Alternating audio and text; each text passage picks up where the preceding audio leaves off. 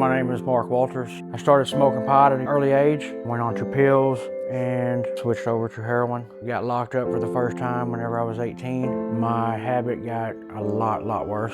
This time I went in on a misdemeanor, ended up catching a felony while I was there. Ended up getting out on probation, was doing really well, and my probation officer really wasn't looking at me. He wasn't drug testing me no more. I started selling drugs again, and I ended up overdosing.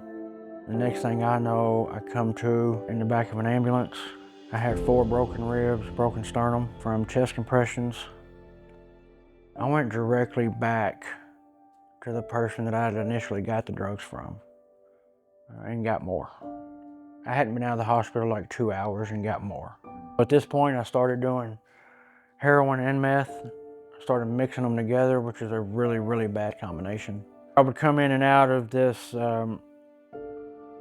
psychosis, and whenever I would come out of it, I would get so depressed that I just really wanted my life to end. Numerous times I would stand up on a chair with my head in a noose and just could not find the courage to kick the chair out from under me.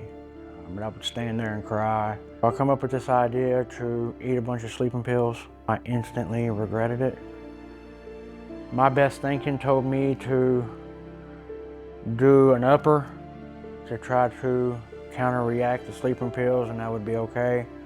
So I done a lot more meth, and when I did, it put me in a complete different psychosis than I'd ever experienced.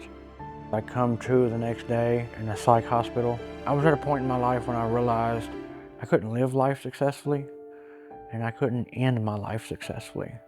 It was time to ask for help.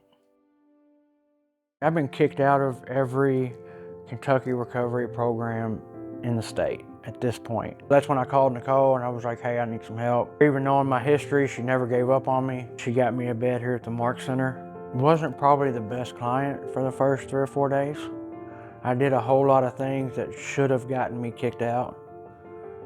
But these people showed me grace and mercy, man. I'll never forget it. I had a guy come up to me and he told me, he said, only thing we're gonna do here is love you until you can love yourself. They didn't give up on me even though I'd given up on myself. 3 or 4 days in, I had this guy, Floyd, come up here and teach a class, and I'll never forget it. He was talking about God. Mark was sitting in the front row. We got to a part of a class where we was talking about God, and Mark raised his hand, and in a not so kind way, he didn't really want to hear about God. And I told him that I had felt that same way, and I had an answer for him. He said, I used to be exactly where you are, and God told me he already knew, but he loved me anyway. After the class was over, the guy come and sat next to me, told me if I was willing, we would talk more about this God thing. One day I was walking around back and there were some guys on the basketball court and he was like, hey, let's come play ball. I was probably one of the oldest guys on the court. Like second possession, I fell.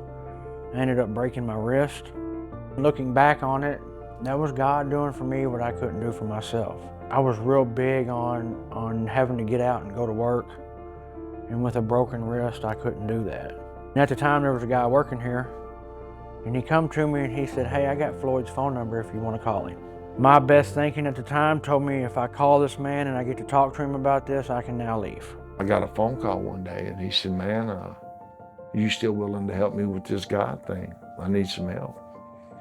And so we started our journey, man, into recovery, into working on 12 steps of Alcoholics Anonymous. He asked me if I had had any homework yet. I told him no. He told me to read Doctor's Opinion and Bill's Story out of the big book and underline or highlight anything that stuck out to me. I didn't even realize he had started me on my step work. When I went and done my 5th step, all those secrets that I thought I would take to my grave, I told Floyd. And I'll never forget that conversation, because this man was able to turn one of the darkest times of his life, the darkest times in my life, into a positive. The community here was able to point out a lot of flaws in me that I couldn't see. Being able to do the classes here really helped me be able to see where I was wrong. And it was only because it was my peers that pointed it out. I firmly believe the clients that were here at the time were here for a reason. They helped me form that relationship with God, see the flaws in my own actions, overcome them flaws, and be able to live the life that I live now. And that's when I went phase 2 in the program here. I was able to learn a lot more. That's when I realized I liked helping people. But I wanted more, wanted to do more, wanted to help more, wanted to be of service more. But with my background, I just didn't think it possible. But this facility, man, the Mark Center has a lot of influence on a lot of places. So I applied for this job. People pulled for me and helped me get the job. Even with the record that I have, these people gave me an opportunity. I now work as a lead on the substance abuse unit there. And it's only because of everything I did here. I remember back doing that class here. Whether it was whenever I was a client here going through that class, or whether it was being a peer mentor here teaching that class. I just used that experience to help the people where I'm at now. You never know where this journey is going to take you. Don't lose hope. Reach out, ask for help. There's a great life waiting on you, but you have to participate in it. You have to become willing to take some direction. Somebody had to teach me how to get high. Somebody had to teach me how to recover also. I was willing to do whatever it took for my next drug, my next drink. I had to be willing to do whatever it took for my recovery. So when I asked for help, I had to completely surrender. If I would have never come here, there's no telling where my life would be, for real.